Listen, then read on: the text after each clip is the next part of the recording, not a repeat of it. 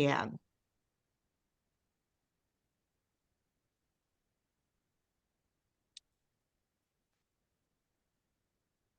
Okay, just 1 second. Let me just turn this on. Sorry. Okay. Share the screen.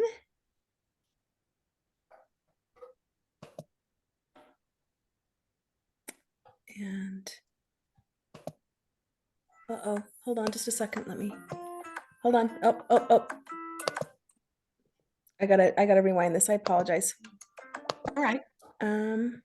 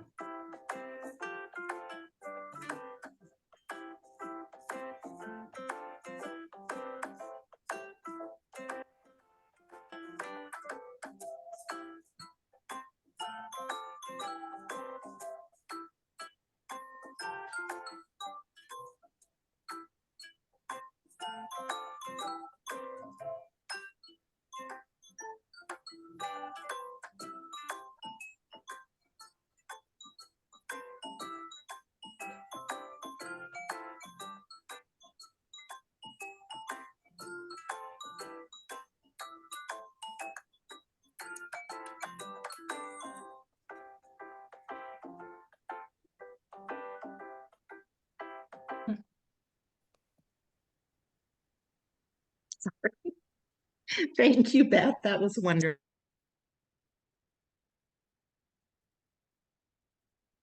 Oh, Bit Peggy, I about your can't see journey. you. Oh, there you are. Okay. Can you hear me now? Yeah, you froze for just a second, but I think you're back. Oh, okay. All right. I'll stop moving around. We're very happy to have LeeAnn Robinson here with us today. And I'm going to start out by asking her just questions and she will answer them. We're going to try to get through this so we have time at the end for question and answer. First off, LeeAnn, tell us where you live and a little bit about your family. They're so cute. Okay, so I live in Pocatello, Idaho. I was born on the other side of the state, but now I'm here on this eastern side of the state. And I have a senior in high school, so he's 17, and then I have a sophomore who's 15, an eighth grade girl, and my daughter, she's my only daughter. And then I have a 9-year-old named Luke. So 4 kids, and I'm married to my husband. We're celebrating our 20th anniversary soon. Aw, that's lovely. You do. You have a beautiful family. Thank you. Okay, let's get into this. What brought you to Bright Line Eating in the first place? What was your why? And why is eating healthy important to you besides the weight loss? Okay, so in my photos, you could kind of see me like all sizes. Like, having babies just was hard on me. So I've always really managed most of my weight by exercising. I had a picture in there where I had competed in a couple marathons, and that was just kind of how I managed my weight. I came to a point though where my adrenals like fell apart and my thyroid started having all these issues and I just couldn't keep up. Like I just was a zombie and I just could not, run 8 miles in the morning and still be a functional person the rest of the day. So I just really had to let it go. And about that time, I was exposed to a little bit of bright line eating, and I can't say how exactly it came, but I know it was from Heavenly Father because I saw it once and then I kind of tucked it in the back of my mind. I like the idea of like maybe not having to exercise, but to use food, which I've always known is, I need to eat healthy. But I really remember like going into the library and it was like the feature book. And I was like, Okay, Heavenly Father, that's really nice. Like, thank you. Okay, I will move forward with the Bright Line Eating. So I didn't even buy the book. I just checked the book out of the library. Like, that's how like cheap I was, or resourceful is another word that I like to call myself, is resourceful to I read the book, and then I just was ready. I was just really ready, and I did it, and I was committed to doing it, but I was doing it all by myself. Like, and I remember having that little like 3-year-old voice in my head. I'll do it by myself. And like almost to the point of like, I didn't really even make a big deal to my family of being like, I'm starting this and this is what I'm going to do. I was just like, I'm just going to do it. I'm not going to talk to anybody about it. I'm just going to do it. So that was kind of my first round, and I had a lot of success with the book. I was really close to my goal weight. And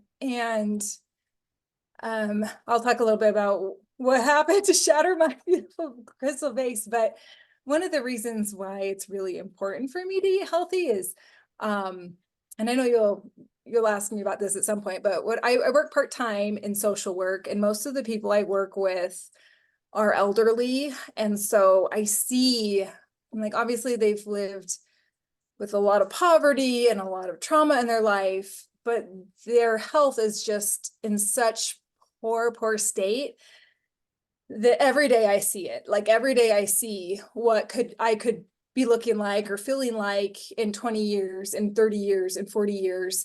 And so every day after work, I'm like, okay, pull my shoulders back, chin up, and like make sure I brush my teeth and make sure to have positive relationships instead of living in horrible thought patterns. And anyway, so working with elderly just really informs me every day the daily actions that I need to do to take my life in my hands to make it a full, rich life that's healthy and beautiful and supported. So that's one of my major reasons why is being informed by those daily interactions with the elderly who I cherish and love. I love that. And I love that you work with them. And that is really, it takes a special person. So I appreciate you. I really do. Now that I'm getting older, especially. Oh yeah, Peggy, remember I described my job to you as I'm a paid visiting teacher. Yes, A paid that's minister. right. A paid minister. Paid minister. That's what I feel like I do professionally. Well, that's because you're so good at it. Okay. How do you stay on your Bright Line eating program with your family? Because I know you've got a little family, and that's not easy. I totally admire you. You have to know that up front. And what has been the biggest surprise in doing BLE? Well,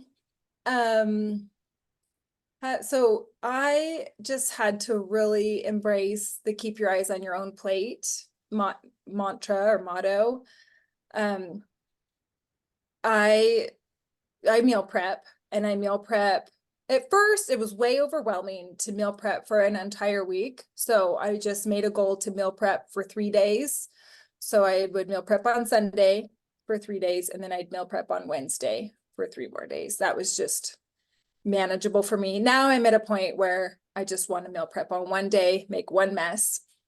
I just felt like that's as much space as I have, right? Like I can weigh and measure one time, right? Because the more often you have to convince yourself to do it and do it right, the more often I felt like there was room for failure. So I'm like, okay, I'm going to do it one time a week, and I'm going to do it right. And then I'm going to just be on autopilot the rest of the time, which just has allowed me space to feed my family.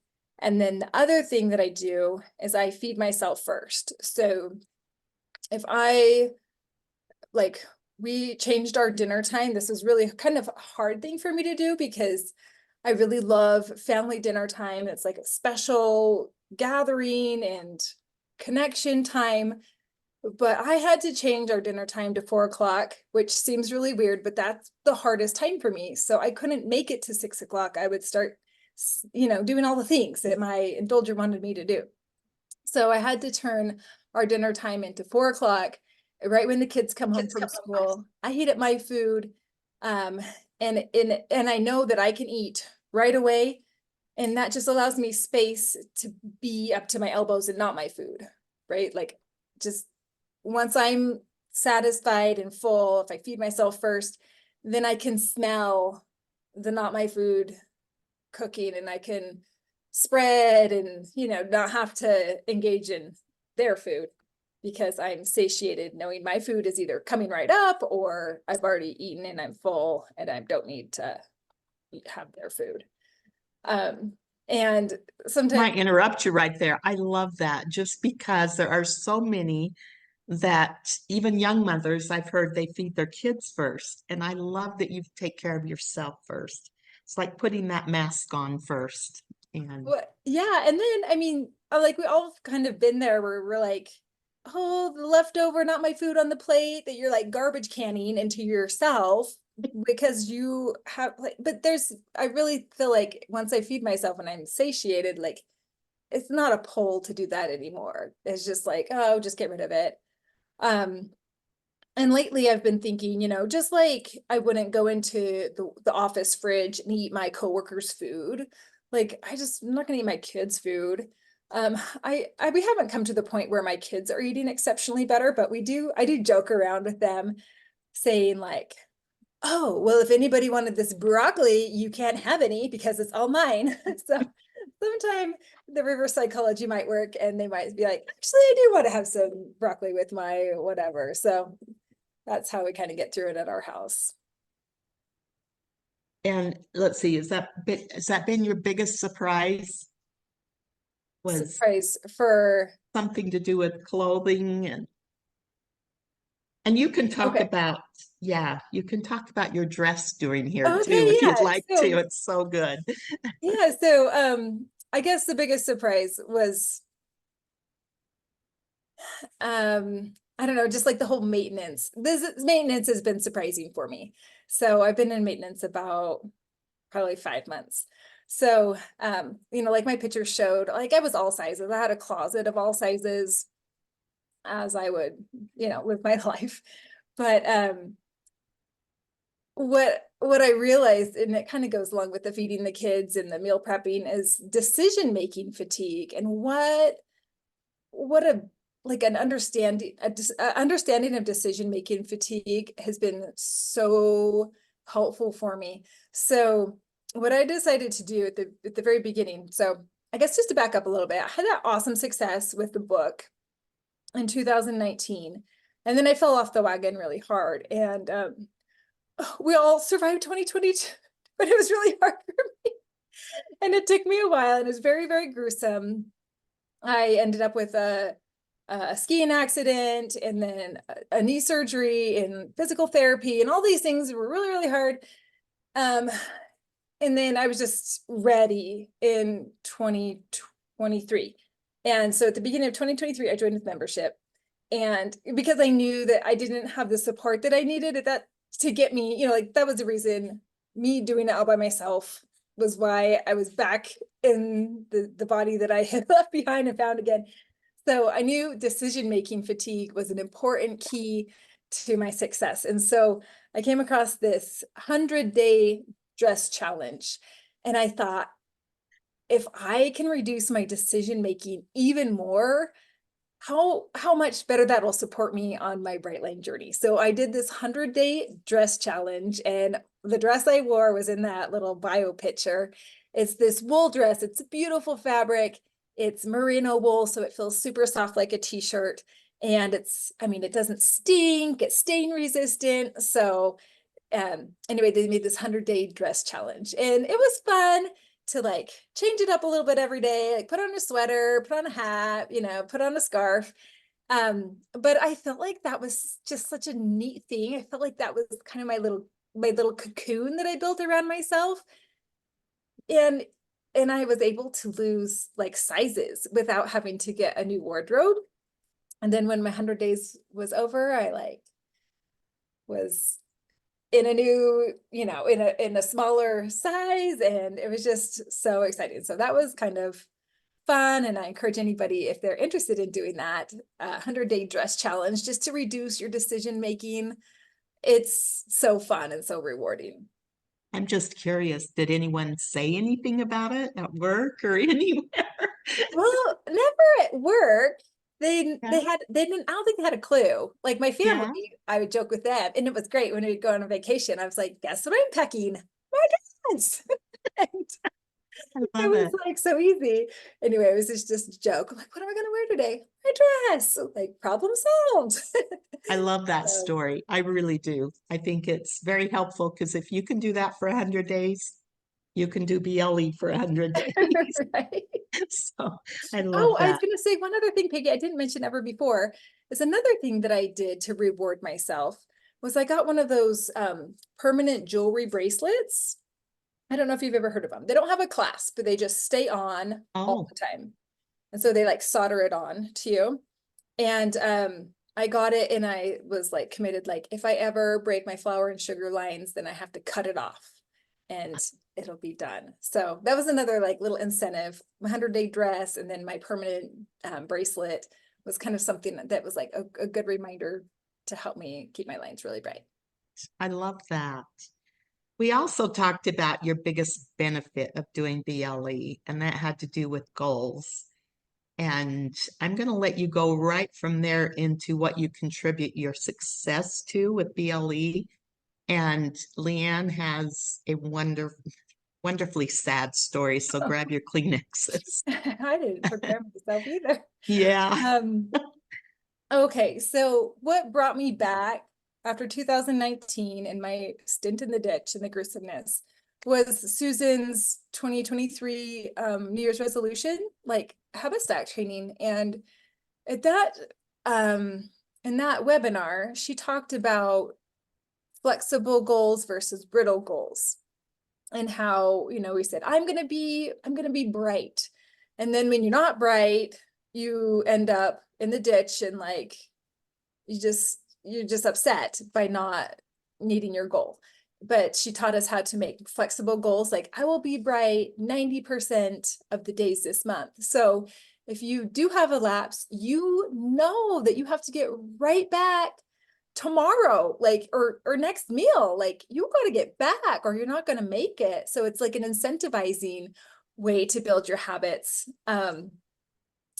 So did you want me to talk about my habit stacks here Yeah, and let's how I do. build them? Yeah, so and then also the grace that we build into our records of our habit stacks. Like if we don't make our goal, we give ourselves a heart instead of you know, a beating or a shaming.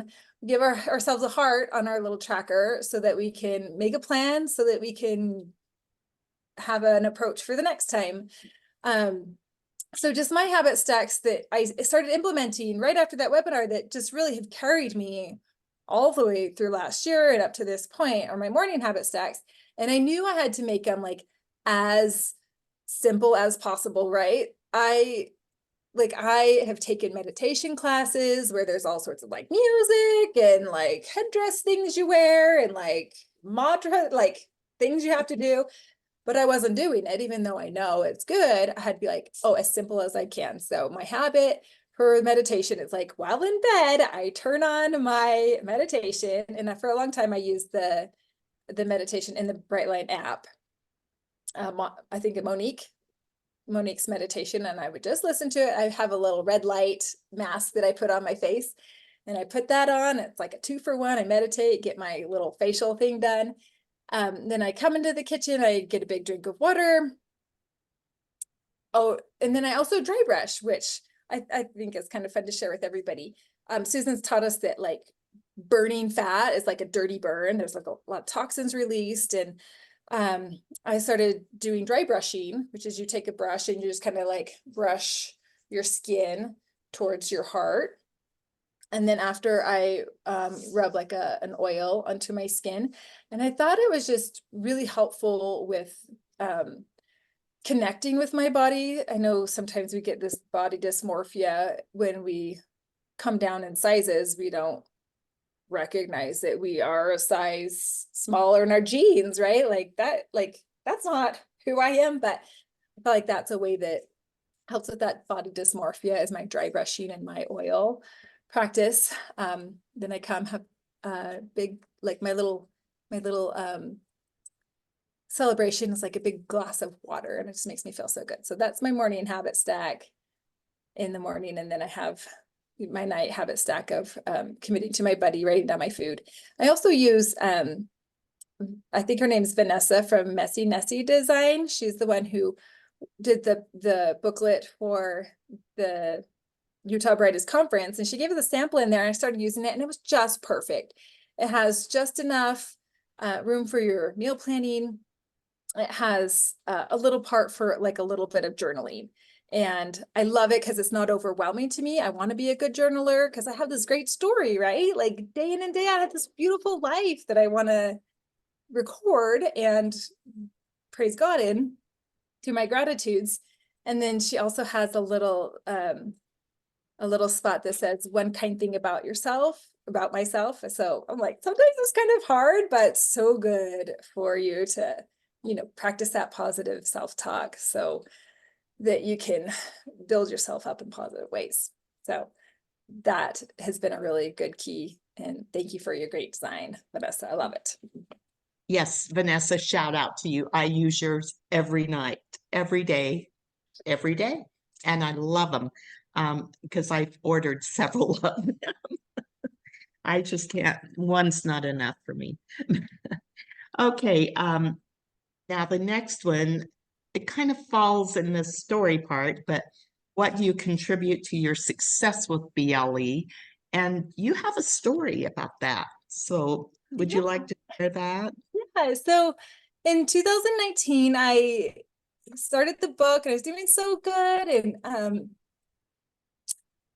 my mom's always struggled with her weight, and bless her heart, like she's just tried and tried and tried. And I remember being like, oh, I'm so excited to see mom, and be like, hey, like, look, this is what's working so good for us. Cause we'd always like talk about what we were doing. And anyway, one day in September, I got a phone call, and this phone call, it really shocked my body in a way that makes sense now. You know, like you hear about people like having shock, and I was like, this is shock. Like I couldn't talk, I couldn't think, I couldn't, I didn't know, I was like walking in circles. But I got a call from my aunt that my parents had gone missing. They were suspected to have crashed in a small plane crash in the middle of Nevada. And as I, you know, like worked through all that, I mean, it could have been, I mean, they've just had a beautiful life and a beautiful story, and their legacy is so beautiful. My siblings are wonderful. I remember just thinking, well, I don't even know what I thought, but I know that I remember I really tried to stay bright, and I was all the way into their funeral, and then all the way into the new year, because that was like my birthday, my 40th birthday was in January, and that was like a big motivator, be like, rock the 40s, right? I wanted to go into my 40s strong. But having them die just before my 40th birthday, and then as we, you know, came into 2020, I just remember this like this grief that it just was like this huge hole. And I knew better, but I just felt so empty, and that empty feeling was so close of an interpretation of hunger. I just remember like falling face first into like my grief, and just like thinking I could eat my way out of it. And I tried to eat my way out of it for about a year and a half. And I knew I knew all about the grief cycle, and I got lots of, you know, connections with my family, and I was open to talking about it, and I did all the things, but the food was still a really, I just was so helpless about my food for a long time. And it was sad because it's 2020, like the 2020 also triggered a lot of food scarcity for me, which is talk about the apocalypse and like the end of everything we know and all of our comforts. And I would tell myself, "Oh, I guess I'll go on a diet when there's no food to be had." So all those things just layered on. And then I just remember, I mean, Susan would call it just like the gruesomeness. I ended up having the skiing accident. Like I was always still trying to be active with my family, but I had the ski accident, which I mean, it was a lot about my weight.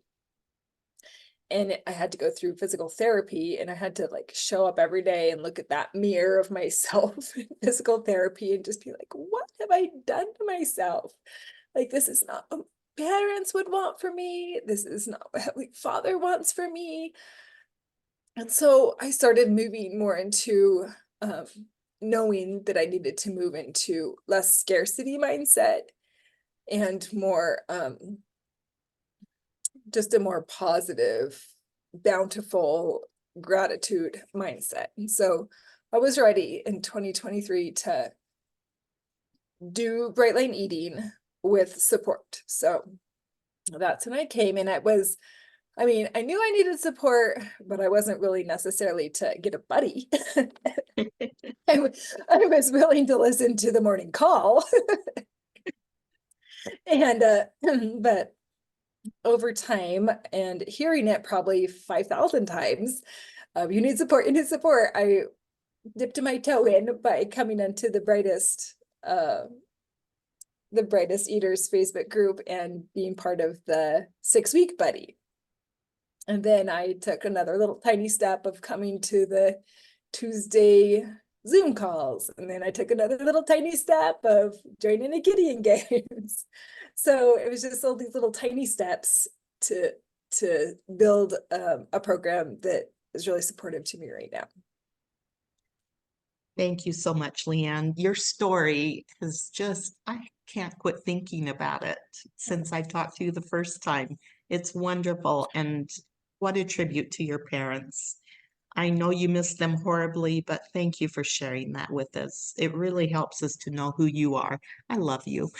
I just do. Okay. What are you still working on to accomplish in BLE? And do you have habit? Oh, we talked about your habit stacks, which is really good.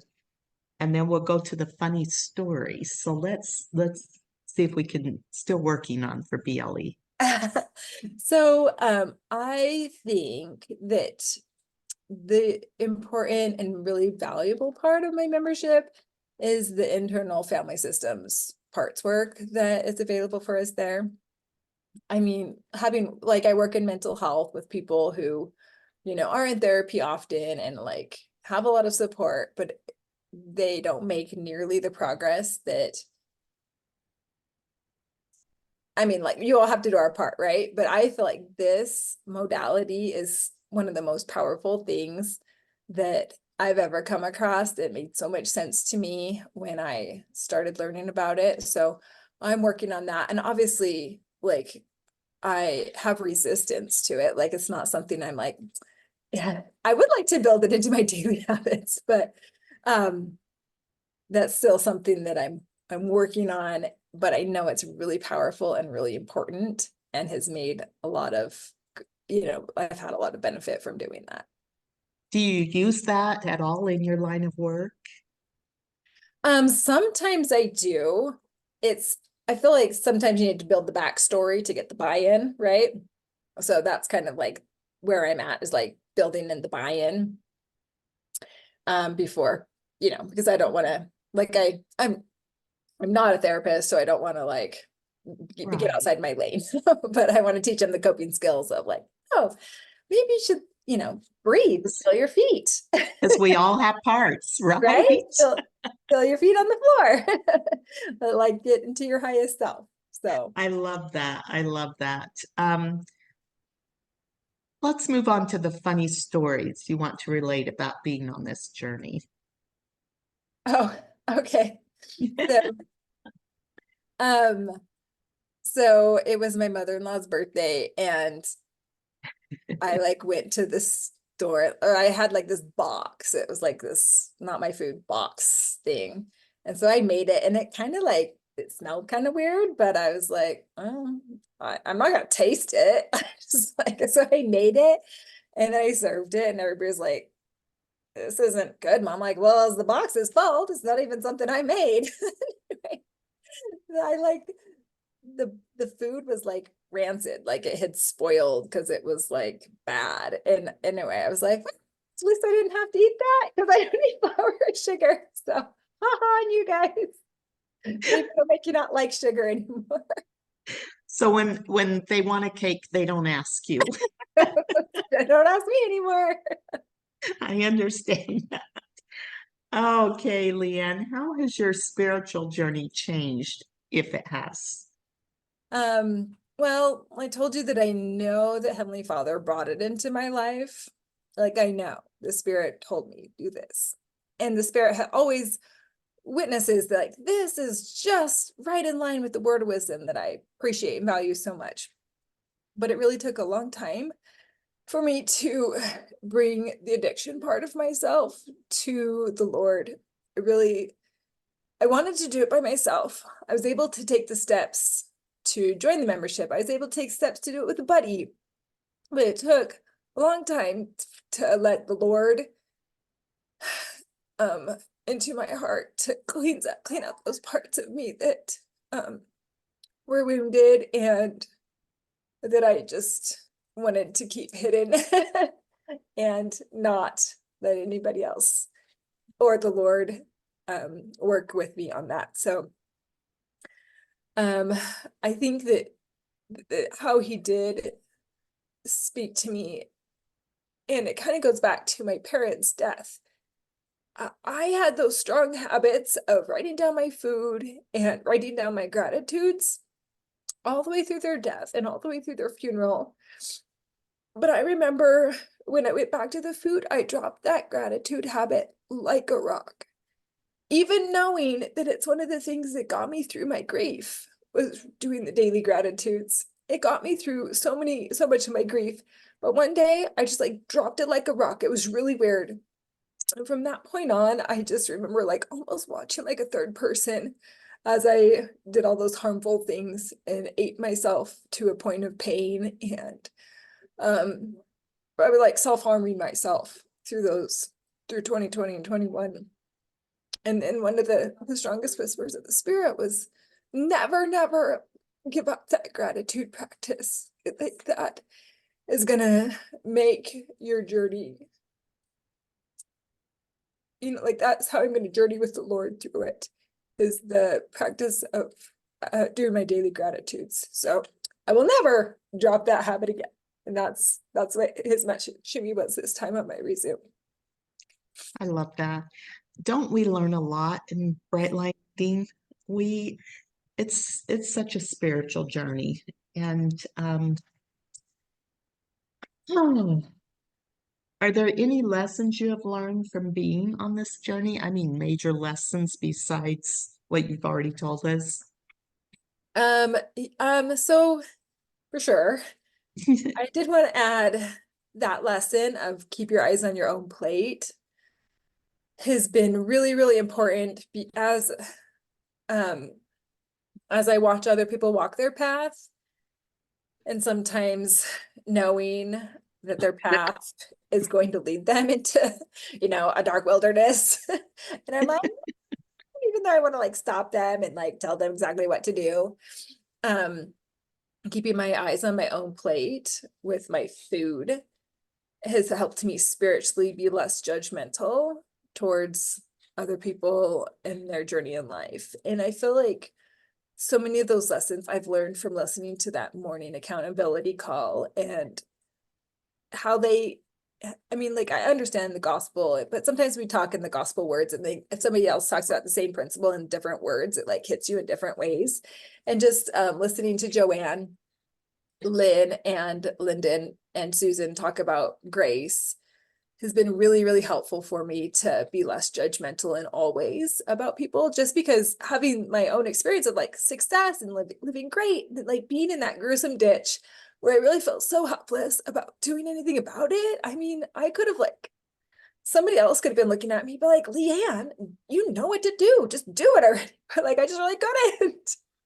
And so now that I'm in a place where I'm like doing good, and I'm like, sometimes it's tempting to be like, why don't you do it this way? It's the way to do it. But keeping my eyes on my own plate is kind of like a key to spiritually letting people do the same, like letting them use their agency and exercise their path and letting God lead them the direction he needs them to go. I love that. I love that. That is just so important to remember. And I'm so glad that you're a subscribed member. I get so much out of it myself, so I know what you're talking about. You were at the conference last year. This is something we didn't discuss, but Okay. you were at the conference last year. I wish I would have got to, maybe I did meet you. I don't know. But you're just a delight. You said you weren't going to be able to make it this year, but you are going to um, get the what am I trying Virtual to say? membership, right? Yeah. The virtual membership. Thank you. Yeah, that was a great experience. You saw my picture with Joanne. And it Yes. was such a neat thing because I went all alone. Like I didn't know anybody in real life. Like I kind of knew a few people in my weekly buddies, and that's really what helped me be able to go because a few of the weekly buddies were going to be there. So I went to it, and it was so great because they challenged you like, we don't have enough time for you to beat around the bush and be shy. Like you need to sit down, introduce yourself, give them your phone number, and tell them your story like right away. And I was like, oh, having done everything myself for so long, it was like a really big exercise in vulnerability. But I really have never experienced anything like that. It was so precious and so good. And actually, there's one lady who I remember thinking, like, again, my judgmental former self, right? Like, oh, she's way too beautiful and she has everything way too together for me to even engage with her. So I'm going to sit here by myself. And it turns out, like, I've met her now on these Zooms, and I'm like, she has a great story. And no, not everything was perfect. And no, she wasn't, she needed a person too. And I was like, okay, regret. Like sometimes the spirit teaches us in regret, like our regrets of what we should have done. I'm like, oh, that was the spirit teaching me like what I should have been doing. So Oh, I love that.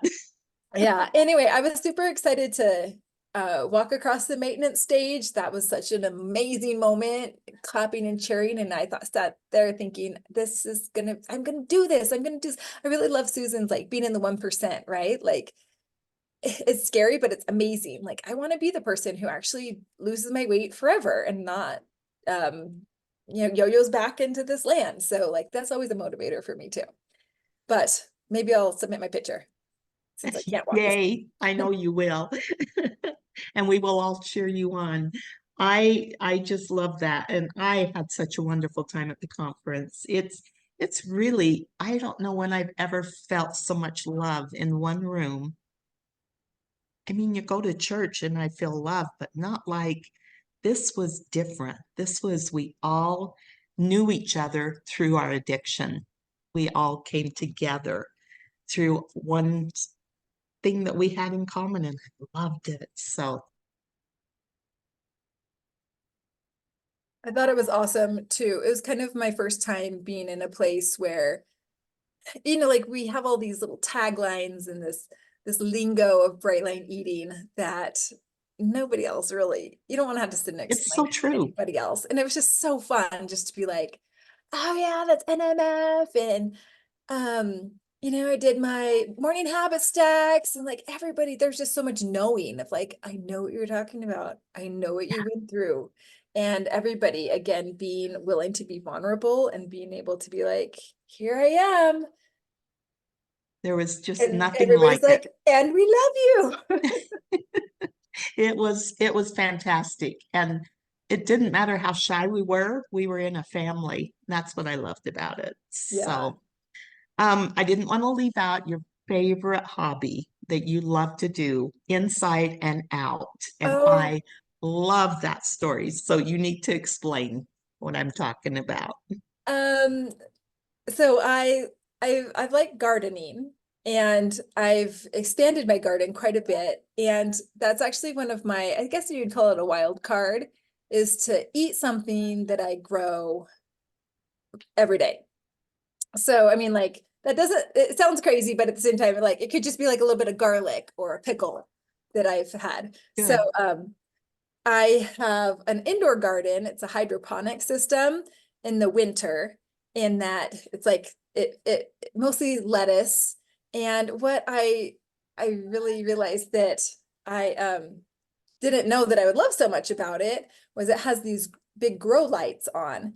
And having that in my kitchen and um just on throughout the day has made my winters so much better. Like, I didn't realize that maybe I was having a little bit of seasonal affect depression, just like the dark, cold winters. It's nothing severe or super noticeable, but like when those lights go off, I feel like, oh,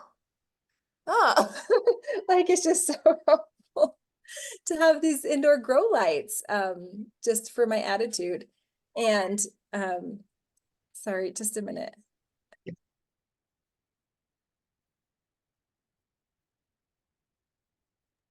Okay, and then in my backyard, I was able to expand my garden, and mostly it's all for me. I eat so much of it. So that's kind of how I meal plan and meal prep, is according to what's in the garden and like what's needing to be harvested and what can I save and preserve in the freezer. Or I do a lot of winter squash, and like it just makes me feel so proud when I like go down into my basement in February and I bring up my spaghetti squash and like, oh, like I grew this and here it is ready for me for my meals. So that's I something love that. I I like love to it because I love to garden too. So we've got that in common, and there's not a better feeling. Even doing herbs, simple as herbs, are just so fun to use them out of your garden. Yeah, So so I guess another habit that I kind of do in the winter, and it was just, you know, how we like make our lives like harried and busy and like we scroll our phones. But in the evenings I would go and I would like made like this little swing, and over the top has like my peas and my beans. So it's like this little arch. And I would just like go as the sunset was coming. I would try to catch sunrise and sunset, just sit in my garden and like, you know, kind of pick a few things, not like crazy harvest craziness, but just like kind of relaxing way. And I just felt like it was so healing for me just to be there in the quiet and enjoying God's bounty. And it would always be on my gratitude list, like just so grateful, so grateful, so grateful.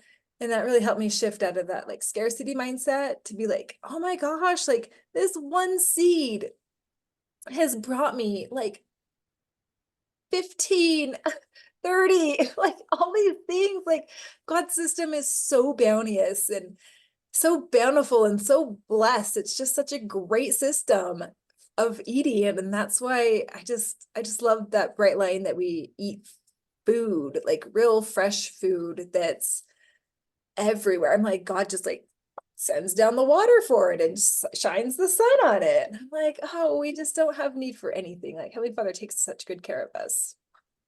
I love that so much. And while we're on the topic, the picture of you holding the cabbage, did you grow that indoors or outdoors? That was an outdoor cabbage. It was Yeah, beautiful. yeah, It's huge. that was my cabbage. Oh, and I guess another thing, there was a picture in there that was me holding a flower arrangement. Hmm.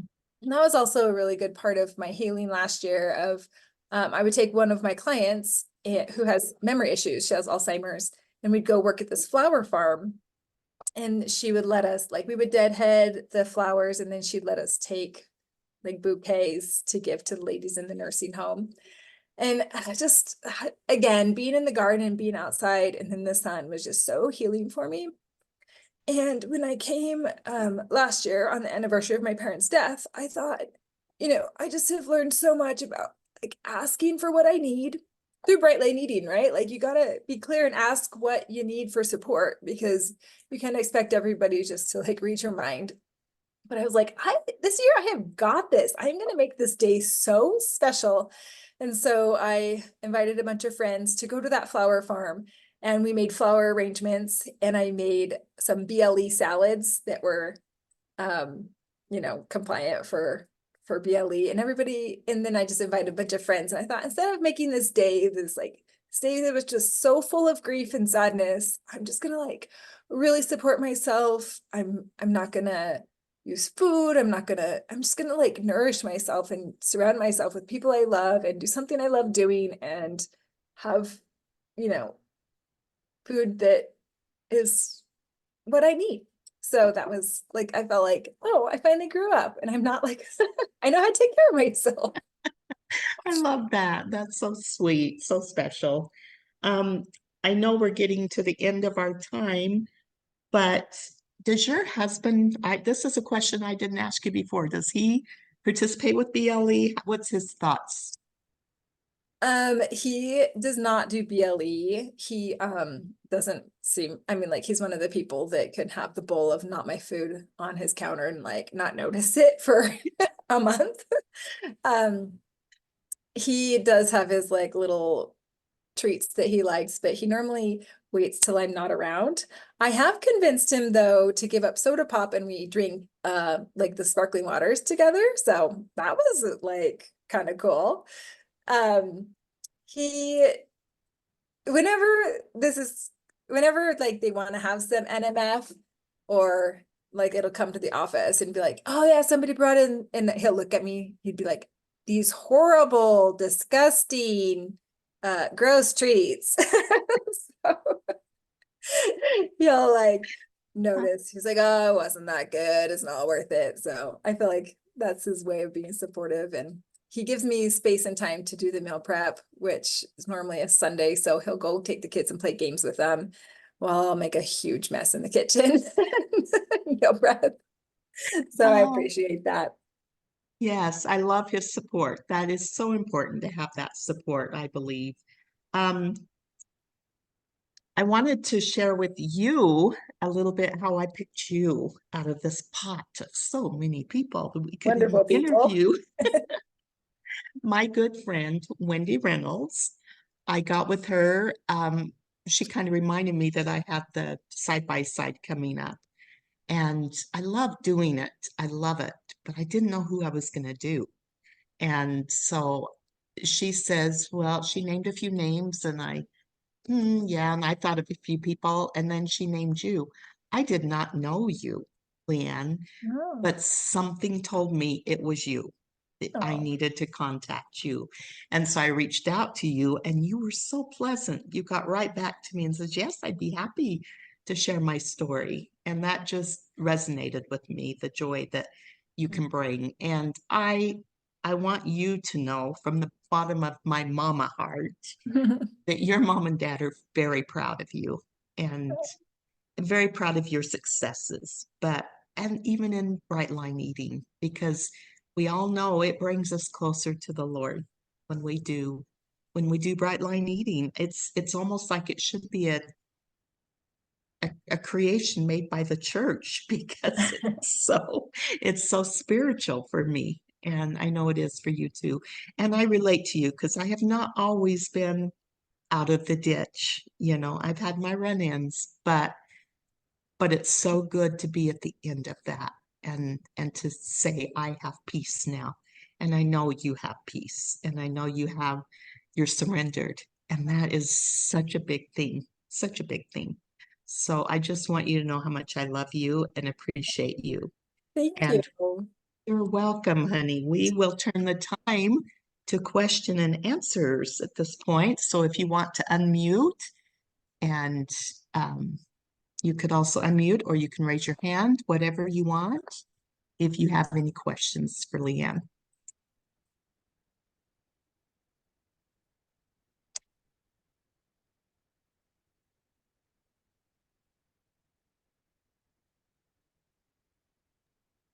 Hi, this is Chris Peterson. Can you hear me? Yes. Um, I didn't know if it was for LeeAnn or not. By the way, I live in Ammon, Idaho, so I live right up just by you. So Hey. I'm brand new. I'm just getting started and have a long way to go. But you both mentioned membership. Now, are you talking about membership with the actual BLE, or I wasn't quite sure what the membership was. Yeah, so Definitely. I came in as a monthly subscriber. I think I'm like the kind of model changes occasionally. And I think right now you'd start as a boot camper. Right. So, mhm. Yeah, I'm on the waiting list for that. I think it's, I Okay. can't remember. Is it in June? I think it's in June. I can't remember. And I'm going to try to go down to the conference in Utah. So, Yay. but there's not a membership with the LDS group. That's not okay. Okay. All right. Thank you very much. And I loved your story. Well, let me finish answering that so that you're really clear. The membership, I now I've taken boot camp, so I just had to join it. It's the best money I have ever spent. Mm. And I was so not sure I wanted to join 6 years ago, but I was so glad I did. Been the biggest help of my life. I get so much out of it. If you use it, you have to use it. Right, right. Well, thank you. I'm gonna look into You. that. Thank you. Thank you. And good luck.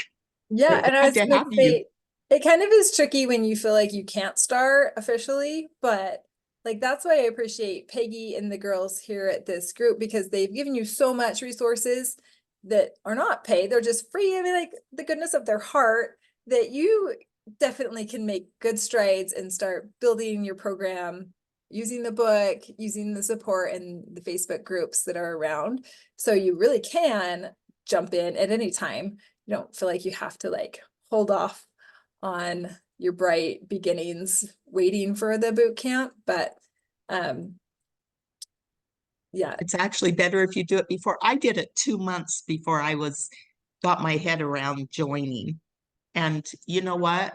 I lost so much weight during my first 7 months. Part of it was boot camp, part of it was before, but you'll never regret it. Just work on it now, read the book and work on it now, and you'll be that much further ahead. Anyone else?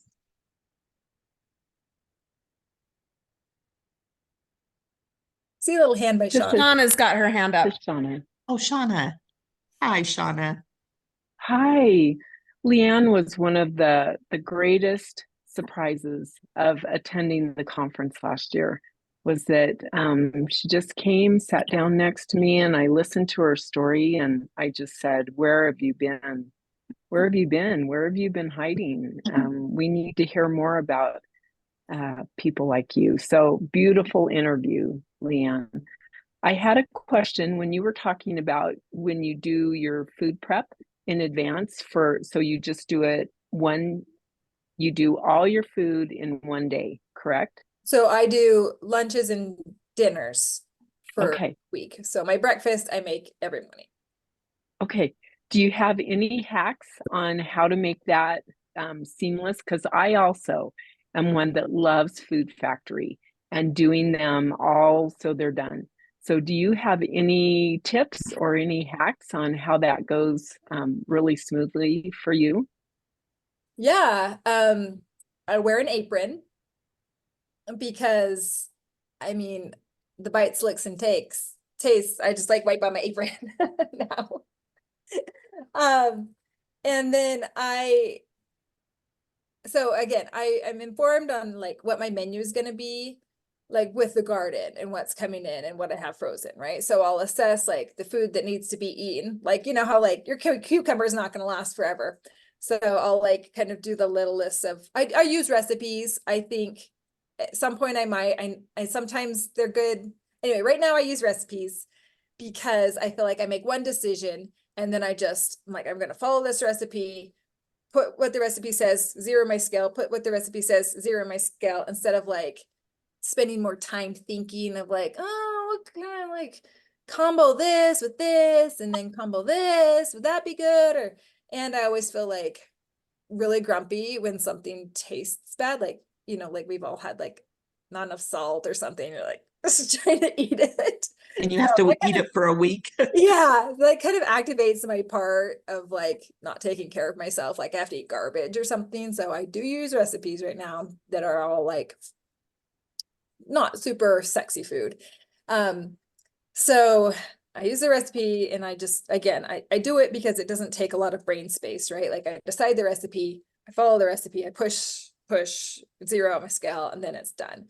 And then while for kitchen cleanup management, I'll just like rinse out the dish and then load it again, right? Like if I'm mixing something, I'll mix it, then pour it in my food container, then rinse it, just so like I don't like get a new bowl for the next thing. I'll just kind of like rinse it. Like I'll use the same spoon. I'll just rinse the spoon, just trying to minimize the amount of dishes. And I make a giant mess, but I would probably do a lot more dishes if I got everything out Monday, Tuesday, Wednesday, like. So that was kind of just my approach, is just kind of like rinse things out, use the pan again for the next thing, like rinse the pan out, use the thing for the next. So I just don't generate as many dishes, and I just try and chop everything and like put it in kind of a bowl or a pile, chop everything, put it in a bowl or pile, and then like build all of my pieces like that. And Does that answer your, does that apron. answer your question? Yeah. Does that answer your question, Shauna? Yeah, thank you. Good job. Thank you. And I guess I was gonna say, like, I don't try to match my kids' food with my food. They have like 5 meals that they like, so those are the 5 meals that I make for them week after week. It works. And yeah, they do that. I don't try and be like, oh, it's taco night, so I'll come try and make myself a taco. I'll be like, I'll just pull one of my containers out and just eat it regardless. I don't try and make that work. It doesn't matter to me. I love it. Any other questions? We've still got a few minutes, maybe a minute or two.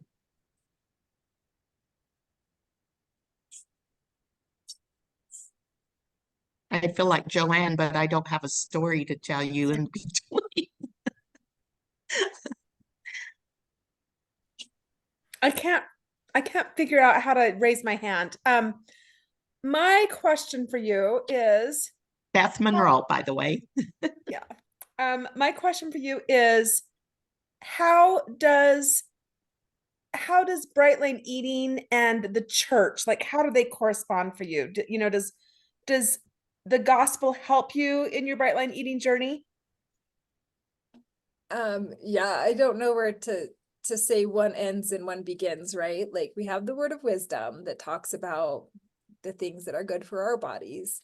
We have God's growing system where he provides beautiful food in the packages it's from. Like we learn about how if you extract the juice from an apple, it changes how your body reacts to the apple, right? Like God made this perfect package and it's just so perfect for us. And then also just the agency that we have in learning to make our own choices is the gospel principle.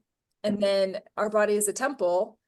We need to be the temple president and allow what comes, like we need to block things out that are not going to help us. And, we need to manage our temple. That's one of the major things that we have here. The whole purpose of our lives is to figure out how to get this body, get this body connected to the spirit, connected to our brains, and, find our path. So I think that it's hard for me to know where it stops and where it starts. And I guess another piece of the puzzle is that because it was created by somebody, Susan, who isn't a member of the same faith as me, like it just, again, like reminds me that truth is everywhere and we accept all truth. And Heavenly Father has blessed different people throughout all time and throughout all the world with his spirit and little things that influence and impact our progress, and we can embrace them all and love them all. Thank you so much. That's a great answer. Love it. Love that. Thank you, Beth. We'll end this now, LeeAnn. You are in my heart. You are my lifetime friend now. Yay. So I appreciate you so much. And I know we'll be seeing each other on the Facebook. And I would just encourage anybody that wants to make a post. This is not a monitor's we're moderators, but we are not in charge of the Facebook. We are trying to bring you things you would enjoy, but we love your remarks and your posts. So please don't hesitate to do that. And LeeAnn, thank you for your story. It was so good, so worth it. So Thanks. I love BLE and I know everybody has theirs, and it's so great that that you guys have made a platform where we can share it and feel accepted doing so. So thank you. we all owe that to Beth, and we appreciate Beth and Shauna and Wendy and all those people that put it together and keep it going. Keep it going because we love having people in here and sharing your stories. Thank you so much. Thanks.